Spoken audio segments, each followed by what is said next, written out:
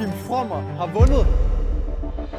Vi har i de sidste 5 videoer fundet 12 finalister, som nu skal kæmpe i den største video, vi har lavet til dato, nemlig en gemmeleg om 250.000 kroner.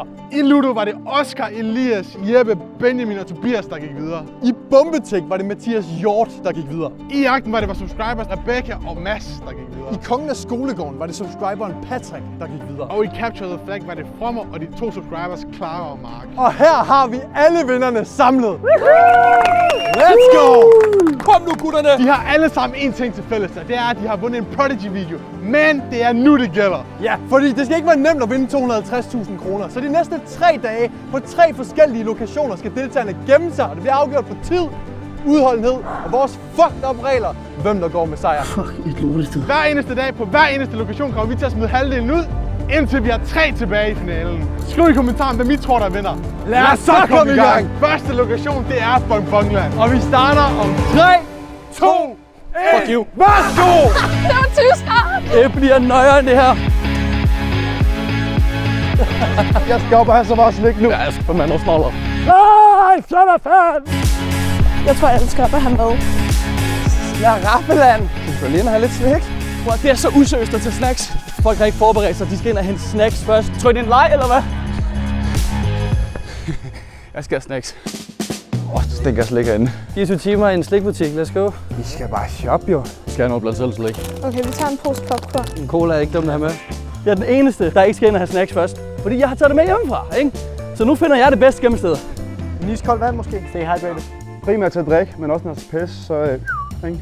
Kan man gemme sig herunder? Er det bare blandt selv, der er vi ude i? Ej, masser. Der er jo masser, hvor det kommer fra. Og gemmelejen, mand. Det her, det skal da nice. Kan man gemme sig herunder? Jeg er ikke på at kigge efter snacks. Jeg er på at kigge efter gemmesteder. Der er ingen grund til at spare på det, når det er på deres regning. Jeg får også ikke muligheden for det her igen. Ej, det er marcipanbrød. Ej, hvor du lækker. Prøv med Bailey. Hvor du fucking klam, mand. Har du prøvet med Bailey? Nej, jeg har sgu ej. Så har jeg simpelthen bare mad, vand, toiletpapir, jeg har gaffatape, jeg har det hele den her. Prøv at overveje, at man går vitterligt og tænker over, hvad man skal have at spise af slik. Vi skal gemme os fra 250.000, og jeg går og tænker, skal jeg have skumfiduser, eller skal jeg have surt slik? 16. Jeg skal have en maskot. Ej, den er cute. Jeg tager den her. Jeg har en lille ekstra ting med, som I kommer til at se senere. Chancen for, at der måske kunne være en lille procent alkohol i det her, det er jo smart. Nu er det ud. Jeg skal ud og finde et gemmested. Det nytter ikke noget, det her. Problemet er jo i virkeligheden, at du skal finde et gemmested, og du må ikke rykke dig fra gemmestedet. Nu er det bare om at ikke at stresse de næste 55 minutter.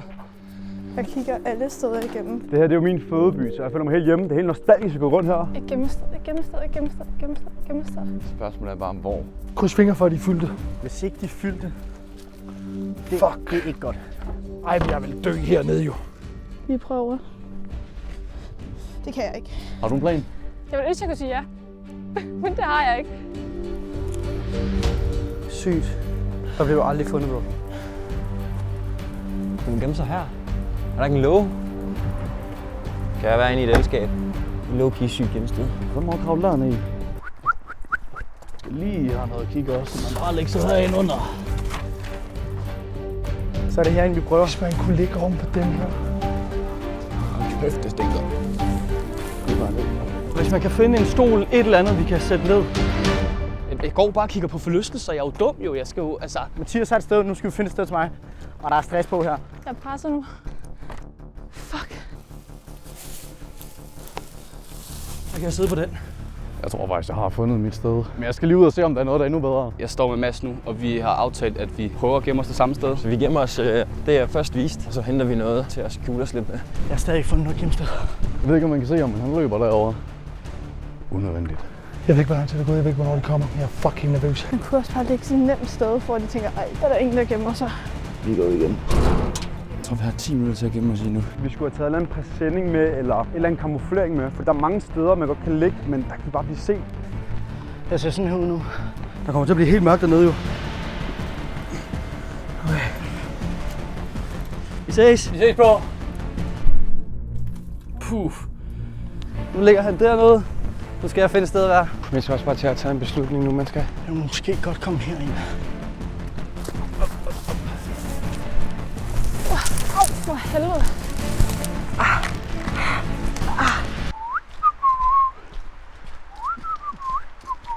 Jeg skal ud. Ud. bare sidde derinde. Jeg vælger den her. Jeg tror ikke, det er godt. Men altså, jeg har ikke mere tid nu. Jeg har lagt mig under en bro. Er det et godt sted overhovedet? Så kravler jeg herinde. Jeps. Jeg laver godt nok et efterslæg. Jeg skal slet alle spor. Mit hår. Gemmested fundet. Fuck, det er blodigt, du.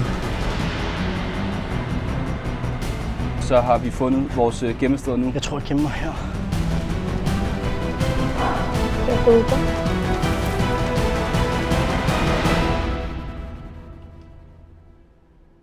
Må den bedste gemmer vinde.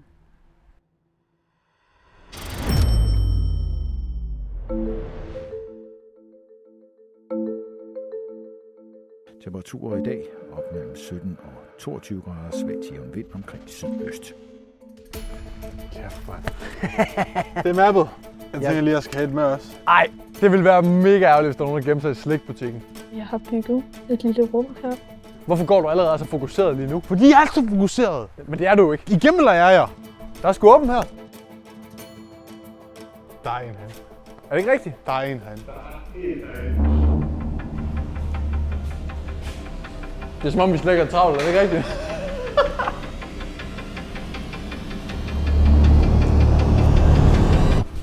Jeg har fuldstændig glemt, at det var en gemmelejr, vi var i gang med. Jeg har inspiceret Slikland. Der er de ikke. Jeg har lavet det til et lille hjem. Jeg har lige tørret lidt af. Herover der har jeg et lille køkken. Herover der har jeg et lille toilet. Så kan man bare køre. Altså det syge er jo et eller andet sted, ikke? Vi tager 250.000 fra dem, hvis vi finder dem. Fucking varmt herinde. Der er varmt herinde, men det er også fordi, man har lidt stress på. Der er det på fucking vand ind i bunden. Prøv lige at forestille jer, at vi har været ude at spise, vi har det godt. Vi går rundt i parken, hygger, solnedgangen begynder at ramme os. Og så er der en idiot, der ligger der et sted og får ondt i ryggen. Så det er ikke det mest komfortable sted, jeg har fundet i hvert fald. Det er helt sikkert. Godt, det ikke er mig.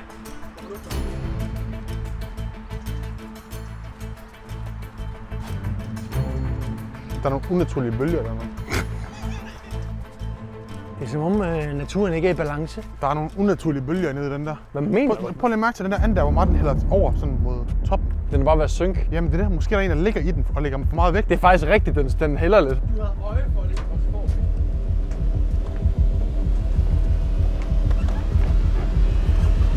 Der ligger en herinde. Dem har vi her. Det er en i sort hoodie. Fuck! Nej! Mener I det? Fuck, hvor er det sygt! Hvem er det? Bro, jeg er så god til det her! Hvor er det fucked up, Mener du det, bro? Fordi den hælder. Fuck! Der fucking ligger en der. Oh my Du er den god! første, der er blevet fundet, mate. Hvad? Nej! Er den første? Der er en ting, drengene kalder mig. Det er blodhunden. Og han var med i 10 minutter. Det er 10 gode minutter. Jeg har skrevet Oscar, han er ude. Fuck, bro. Jeg er så ked af, at du rød ud, bro. 5 tilbage. Kom nu. Ej, det er sygt scoutet, bro. Altså, ja. Det er sygt scoutet. Øj, det er ulækkert, mand. Prøv at se det her. Hvad er det? Det er sådan nogle salamander eller sådan noget.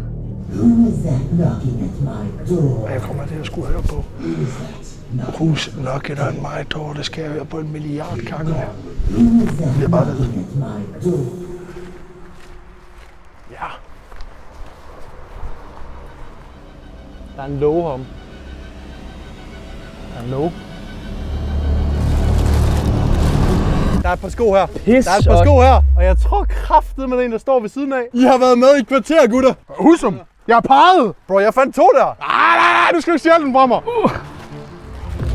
Ej, hvor super nedtur, mand. Jeg er fucking ked af at trække det fra jer. Men sådan er det. Bro, jeg fik 2. Vi fik 2. Vi fik 2. Vi fik 2. Der var den. Det er 3 ud. Kom nu lidt. 3 fucking mere. Kom nu. Kom nu. Nu er der bare rigtig langt hjem. De er gået ind ad indgangen direkte ned til min båd. Hej. Hvad så? Ligger du godt? Lå helvede til.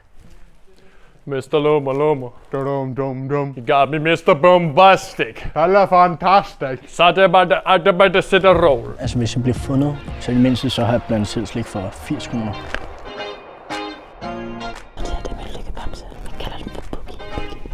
Hvis der ryger 3 mere nu, så stopper vi for i dag, og så fortsætter vi i morgen på en ny lokation. Har du kigget herover? Nej.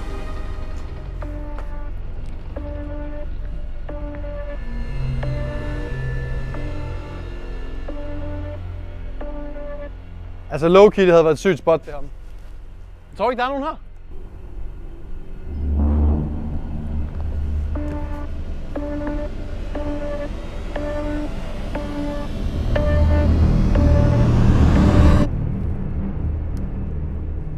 Der var sgu ikke nogen. Det var seriøst, Paul. Jeg skal pisse. Jeg skal virkelig pisse. Det er også bare ulækkert. Jeg skal ligge i min eget pisse. Der er en hvid hoodie her. Det der, det er for syg. Det er rent syg, det der. Jeg kan lade fortælle dig, at Ryan er kravlet ind under alle bamser. Tror du? Ja. Det løber ned af mine ben. Så ved man, at man sveder. Der er intet. Der er ingen. Men der er nogen, der har overvejet det, bro. Imagine at være kravlet ned i afløbskloakerensen. Det er faktisk vildt, når jeg sidder hernede. Det føles som at være i sådan en lille bunker. Ærligt talt, jeg føler mig ret sikker hernede. Jeg tror ikke, de kommer til at finde mig hernede. Jeg kan ikke slappe af, fordi jeg føler, at de kommer rundt om hjørnet. Lige om lidt. Hvad med her, bro? Der er alle bamserne igen. Der dufter parfume her. Altså, vi bliver nødt til at rydde det igennem, jo. Kan du ikke bare kravle ind? Hvem har vi her? Har du fundet en? Benjamin. Er det Benjamin? Ej. What up, Benji? Fuck, hvor har det varmt. Jeg sværger, jeg har været ved at besvime så mange gange. Shit. Hvad tænkte du i det, du hører os komme gående rundt? Jeg vidste godt, jeg ville kigge derind. Jeg vidste også godt fra start, at jeg håber bare, der blev fundet sex før mig. Men tak, fordi du var med. Selvfølgelig. Tak for det. Vi leder videre. Du har bare løbet på prutter den sidste halve time. Ja, ved hvor irriterende det var at høre det der. Man kan jo faktisk godt kravle ind under broen her. Er det ikke rigtigt? Tror du det? Det kan man faktisk Det godt. kan man godt, men problemet er, at der er tårn på. Kan man komme bedre igennem Jeg kan derovre? bare kigge herfra. Okay, så er det et lortested. Det er ikke lort, der ligger en. Gør der? Jo, det er Jeppe Ølgaard. Fuck, det er fucking Ølgaard! Det er Ølgaard! For helvede, bro. Ej, hvor er det rart at stå op. Shit, man. Alle gutterne er fundet. Nej, vi mangler Elias. Ham finder de aldrig. Ham finder jeg aldrig. Det er vi fucking ked af. Jeg er også ked af at ligge og hype. Jeg har ligget og pisset derunder på et tidspunkt. Snørværs fingre, ikke? Ja. Jeg har også pisset inde ved bamsen. God tur hjem! Du siger, at jeg er den sidste fra gutterne, der er her. Der mangler en mere. Vi er 7 tilbage. Vi skal være 6. Så når de har fundet en mere, så er jeg videre. Kom nu lidt. Det var specielt at prøve at pisse liggende. Elias går videre til i morgen, og så hæver vi på ham derudad. Kom nu, Elias! Kom nu, Elias. Kom nu, man! Og ja, det der er i flasken der. Behøver jeg ikke spørge om.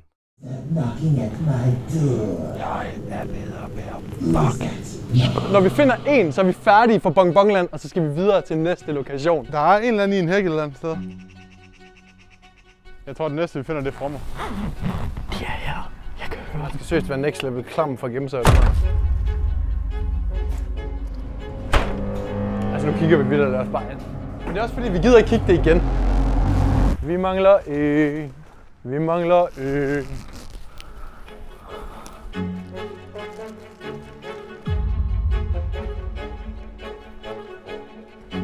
De er fucking ikke til at finde.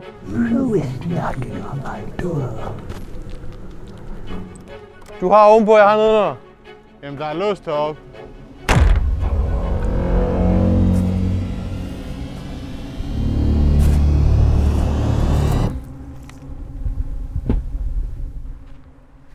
Man venter bare på, at man ser det der par ben der bare ligger.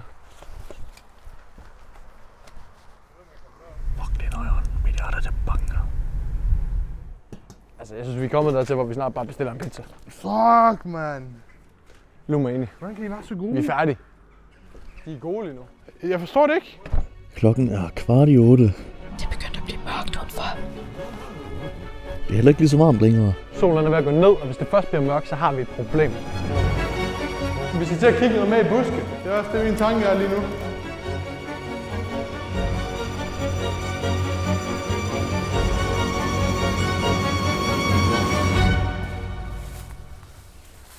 Fundet! Godt set. Husum! Det var hækkende. Mark, Ja. du er sidste, der er fundet. Det betyder, at der er 6 spillere tilbage. Vi skal lige rundt og finde ud af, hvor de andre ligger. Ej, der er no way. What the Bro, det er det sygeste sted, vi nogensinde har haft i gemmelejren. Yes! Men det skal da godt gemmested. De har sikret dig en plads til i morgen. Jeg er glad for det. Kom nu lidt! Fuck, hvor fedt! Det er sygt. Du er videre til i morgen.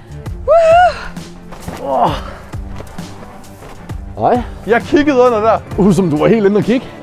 Har hun gemt sig bag bars? Hvor jeg kom fra? Fuck, hvor sygt. Du er videre til i morgen. Det er så fedt. Tillykke. Tak. Det vil sige, at vi er færdige med dag 1, og nu skal vi videre til næste lokation.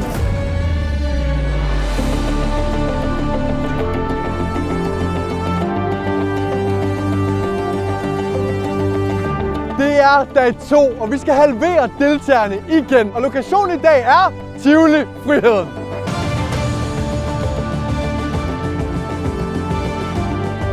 De 6 semifinalister har fået en god nattesøvn. Er der nogen af jer, der drømmer med de 250.000 kroner i nat? Ja, tak! Det er godt at høre. Vi starter om 3, 2, 1, go!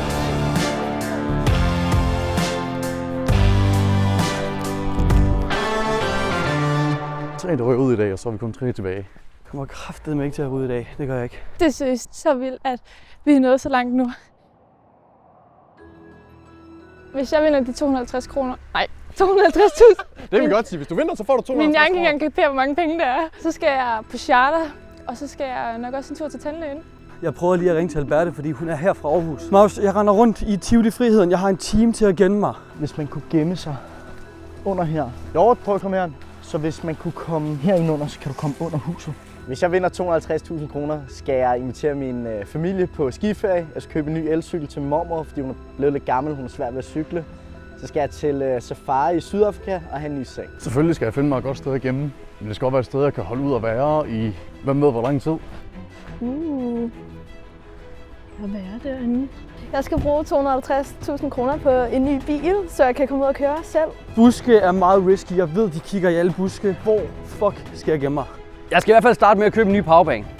Fordi den glemte jeg nede i hullet i går. Ellers så en rejse, tror jeg. Ej, jeg synes, det er svært. Prøv at se, der er en indgang der. Jo, skal jeg lige prøve at gå igennem bussen og se? Fuck. Det er ulækkert.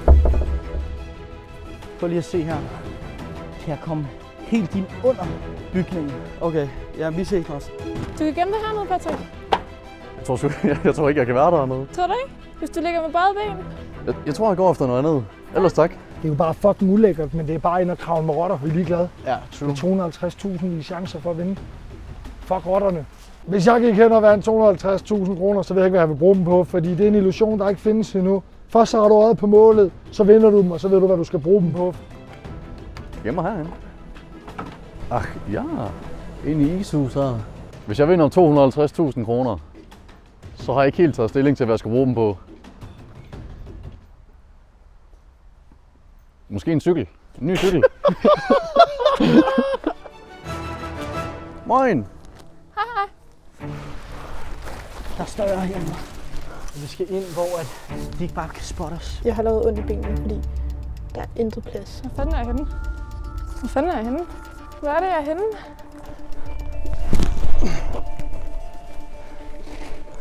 Der er de der stolper rundt omkring på den der bygning her. Og det her er den eneste, hvor der ikke er en hest ovenpå. Jeg har simpelthen gået med en af Jerrys isbrøden. Jeg gider bare ikke at gemme en busk igen. Jeg sætter mig til rette herovre i hjørnet. Så skulle de kigge ind af det der vindue. Så kan de nemlig ikke se, hvis jeg ligger lige der. Ej, hvor er det ulækkert det her. Prøv at se, hvor mange edderkopper der bor her. Der er nogle seriøse edderkopper. Fuck. Jeg kan sgu ikke være her. Ej. Jo, jeg kan fandme. De kommer nok til at gå lige ovenover os. Der er jo ingenting. Jeg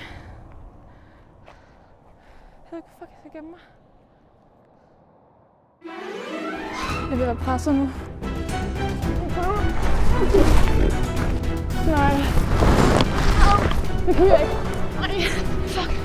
Ej, jeg synes, fuck. Okay. Fuck, nu må jeg gemme mig i en busk.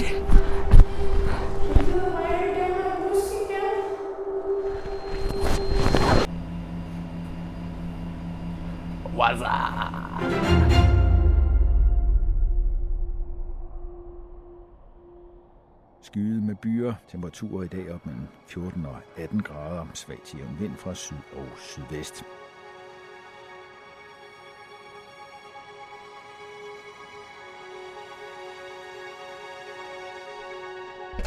Dag 2, mine damer og herrer. Nu er det bare nu. Og nu, jeg tænker, vi kører lidt...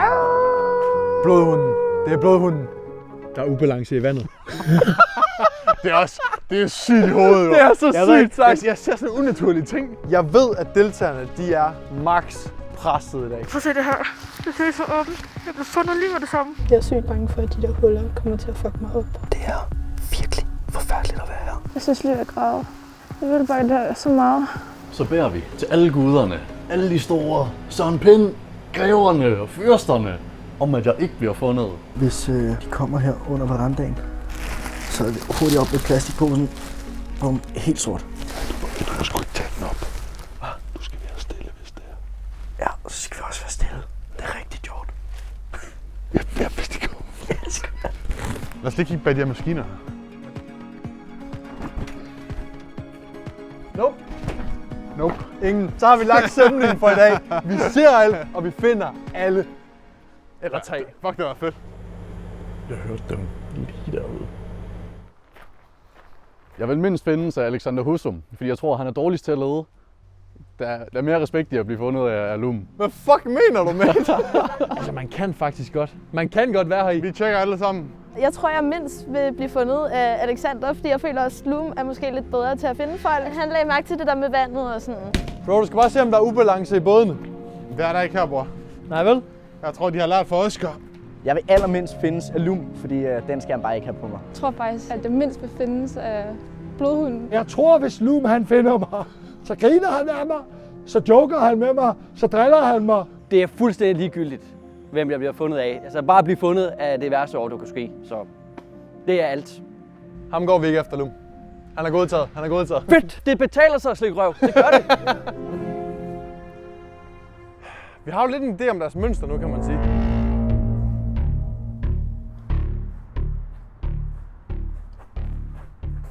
Kan man ikke komme derind, eller? Kan du se noget? Nej. Lad mig se her.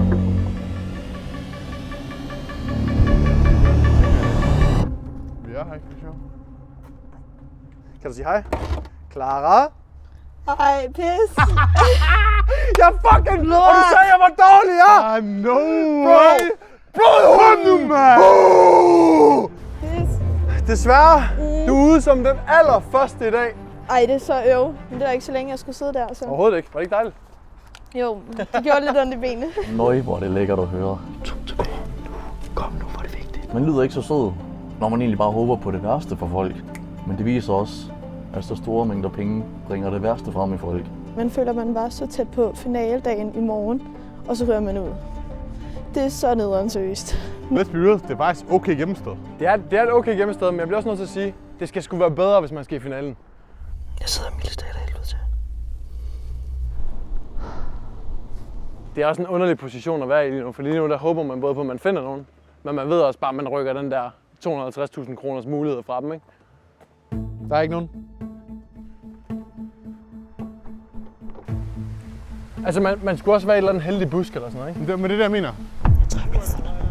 Jeg tænker, okay, sygt nice.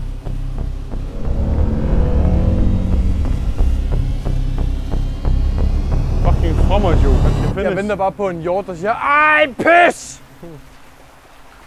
Jeg tror lidt, de går.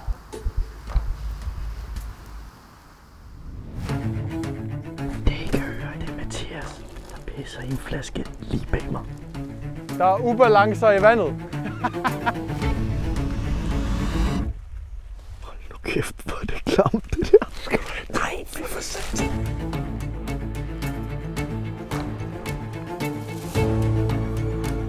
Er du den, Lum? Jeg er herinde lige nu. Altså, man kan komme fucking langt ind under. Ja, men jeg var inde. Jamen, det fortsætter. Det kører bare. Fuck. Bro, så fortjener man det.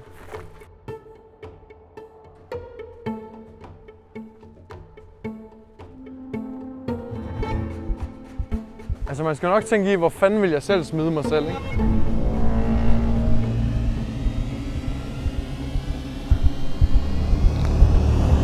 Men jeg vil ikke gå for natur, hvis det var mig.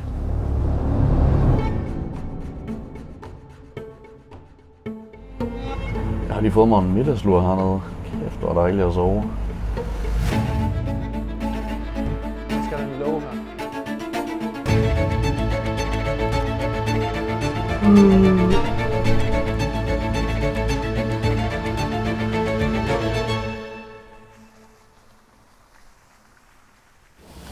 Måske de kunne. Vi går ned til en busk der, og så begynder vi at snakke om, hvad er Husum? Jeg tror, de ligger omkring buskene. Har vi kigget i buskene? Nej, jamen vi har kigget lidt over alle buske, synes jeg. Jeg ved ikke, om der ligger hernede. Hvem ligger der? Nej. Nej. Det er også ærgerligt. Ej, det er fucking nederen, det her. Ja, sorry. Ej, det er så nederen. Godt spottet, Lum. Ja, blodhunden. Og hun var bange for blodhunden. Du var faktisk bange for blodhunden. Det vil sige, så tæt på. Der kun er 4 tilbage nu. Der er kun 4 tilbage. Når vi har fundet en mere, så skal vi videre til næste lokation. Få minutter efter jeg vågnede op fra min middagslur, skriver de, at de har fundet Rebecca. Vi skal bare finde en mere, og det skal ikke være meget fra mig. Det bliver fandme ned med ikke mig. Det kan være det tricket. Bare følge i søvn. Så når du vågner, så er du videre. Så skal min til at tage mig ud. Ej, hvor er det ærgerligt.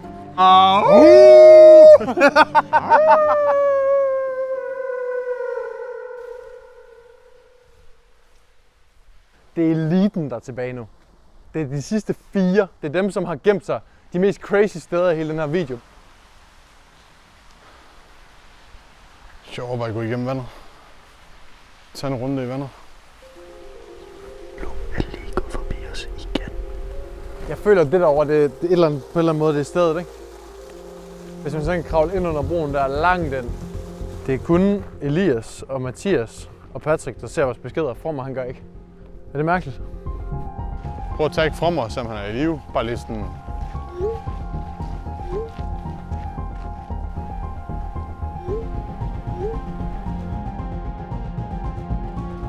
Han siger, han har det godt, men der er rimelig vådt. Han troller, så... Hvor snakker vi om at gå i vandet hen? Vi finder en nu. Thomas! Lum! Under herovre. Er du langt inde? Ja. Der er jo glasfiber og alt muligt. Helt nede i bunden til højre. Der er noget helt sort dernede. Du ser helt ned, ikke? Ja, der er noget dernede, bro. Skal jeg komme efter dig? Ja, må du gerne.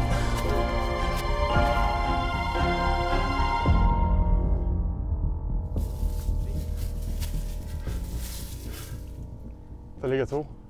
2? Vi tager den første her. Hvem er det?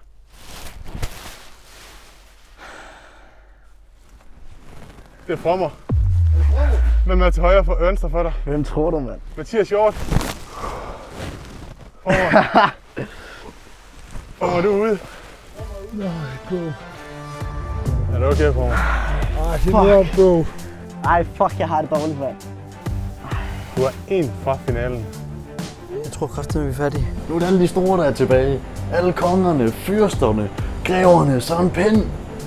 Lille Lars er her tilbage, mand. Tillykke. Sidste ende, så handler det om at vinde. Der er kun en vinder.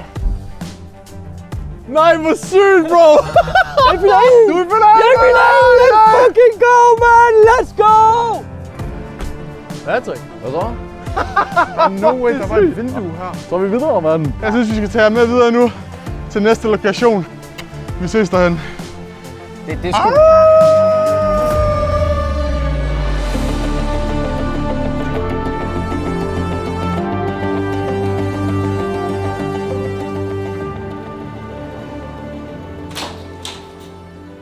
Hej, hvad satan? Er det varmt? Hvad så? Nu skal du bare se her. Vi har sørget for, at du har en masse lækkert nu. Du skal bare hygge dig nu. Der er en masse, du kan hygge dig med her. Du har selvfølgelig din guldbillet til i morgen. Og der er ikke en eller anden... Tillykke, mand. Du er i finalen. Du er i finalen, jo. Tillykke, brother. Hvis du har brug for noget fra en tank, hvis du lige har brug for noget Mac'en, hvis du har whatever. Okay, mener det? Så siger du ting. Altså, jeg har siddet i en Ben & Jerry's isbrød hele dagen, uden at have fået is. Så du vil gerne have is. Kan du skaffe mig noget? Det kan Ben & Jerry's. Det kan du tro, jeg kan. Og whatever, han er din butler i næsten 2 timer. Mener du det? Du skal bare hygge dig. Alt? Alt.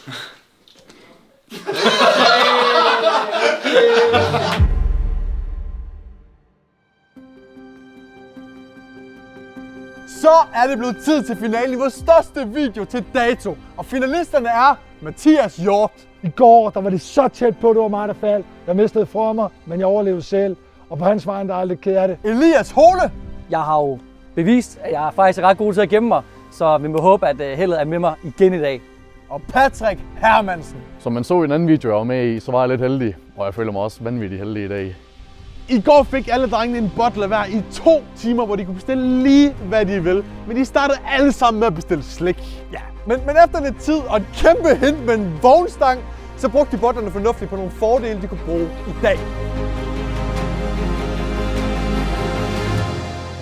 Er vi klar? Ja! Så lad os komme i gang om 3, 2, 1, værsgo! Rykker vi fandme. Vi skal have sneakers med. Regnslag.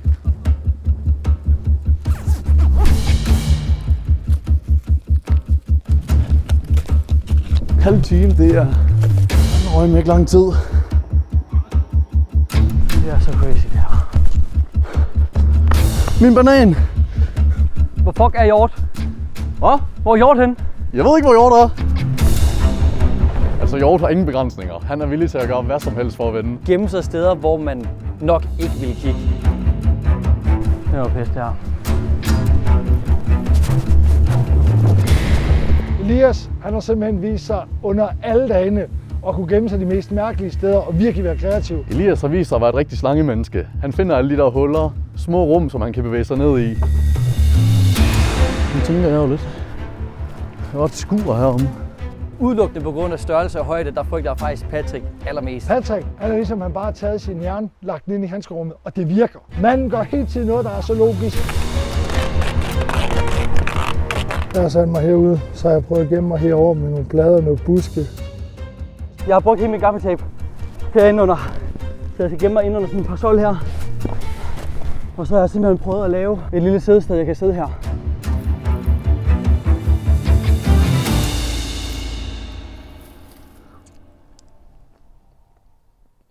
Mod nord først tørt og nogen sol, men ellers skyet med regn sydfra. Temperaturer mellem 12 og 16 grader, lidt til frisk vind fra øst og sydøst. Det er blevet tid! Nu finder vi dem. Kom. Magnus, hvorfor fanden har jeg fået dametasker? Det er sgu da meget sødt. Hvad mener du? Du har fået en blå paraply! Jeg har selv købt den. Fuck mener du? Du bestilte din. Okay, low-key. Dum. Lucky banger. Hvad er det her? Åh! Giv mig den! Jeg kommer til at trække noget vejren ind, så jeg er rimelig kold i røven, men jeg sidder fint nok, så det... Jeg står elendigt. Jeg er virkelig presset lige nu. Jeg finder Patrick lige om lidt. De er tæt på nu. Patrick, nu rører din cykel. Kan du sige farvel til din cykel?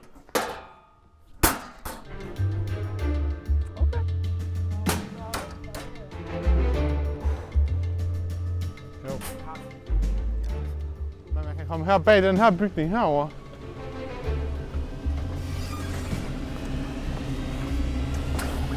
Nobody.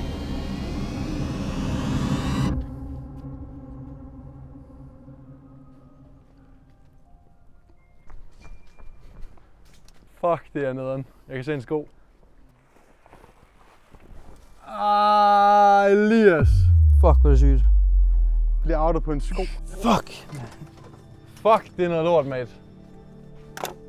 Fuck, det er pis. Så helvede det deroppe. Sorry. Ja, det er fair. Det er, hvad det er. Ja. Du er desværre ude af gemmelejen. Fedt. Fuck, mand. Bro, det er lige nederen hver gang. Ja, det er super nederen her. Du knuste hans drøm. Bro, du må ikke sige det sådan der. Hvad mener du? Det betyder også, at den næste vi finder, så den anden vinder. Det er sygt. Men lige meget, så skal vi prank den sidste. Vi skal prank den sidste 100%. Så bliv hængende for det. Så har vi været i gang i en halv time, og vi har ikke gjort noget, så jeg tror ikke, der er nogen, der er blevet fundet endnu. Nu må Hus og Molum lige komme i gang. Jeg synes, der er noget unaturligt sort derude. Vil du derude og kigge for en safe? Vi bliver nødt til at gøre det. Fuck.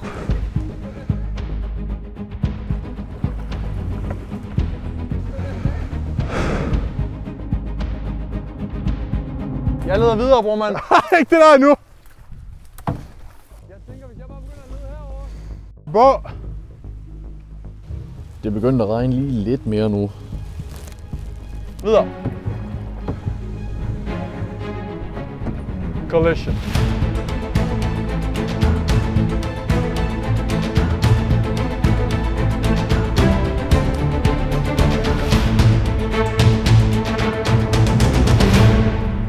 Nå! Hvad laver I? Nej, så fucking går I herom, mand. Nej! Du fundet, brother. Det var fandme sjovt at være med. Jeg er ked af at tage det fra dig. Det er ærgerligt. Det var en fornøjelse at være med. Jeg har ikke fået nok af mig, så find mig på min egen YouTube-kanal, Patrick Hermansen. Lord! Husk som jeg, vi går over til vandkanten, hvor Hjort han er. Han ved ikke, han har vundet endnu. Vi trækker det langt. Ja, bare sådan, jeg er fucking ked af det. Hvor du sidder fucking ind der. Der er fucking Der er no fucking way. Er det Hjort? Der er no fucking way. Du har fået en anden plads. Mener du det? Nej. Det vil sige, Patrick har vundet. Hvad går der igennem hovedet på dig lige nu? Det er lederen. Ved du, hvad der er ekstra fucked up? Nej, der regner ikke. Ved du, hvad der er ekstra fucked up? Du har vundet. Nej!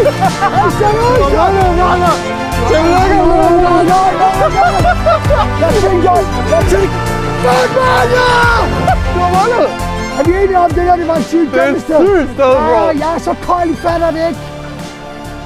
Ej, hvor er det stærkt ud, mand! Du er nu, mand! Ja! Bro, du har vundet vores største video til dato. 250.000 kroner! Det var ordene fra vores største video til dato. Hvis I synes, det var en banger, og hvis I glæder jer til endnu vildere indhold, og ja, det kommer. Det kunne være en af jer, så tryk på subscribe, så kan det være, at vi tager med i næste video. Husk at like og se en video. Vi ses. Skal jeg lige ødelægge den for dig? Ej, stop nu, Lum! Du kom nummer 2. Det kan! Ikke det der, ikke det der, Lulu! Ikke det der! Han skal gøre det!